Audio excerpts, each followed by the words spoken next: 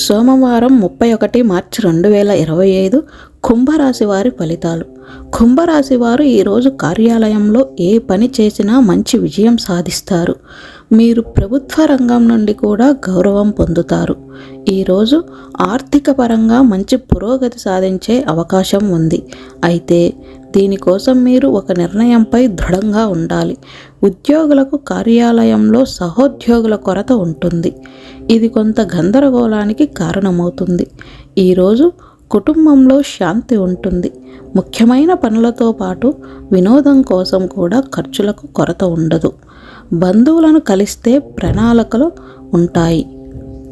మరోవైపు మీరు విలాసాలకు ఎక్కువ డబ్బు ఖర్చు చేస్తారు. ఈరోజు మీకు 68% వరకు అదృష్టం లభిస్తుంది.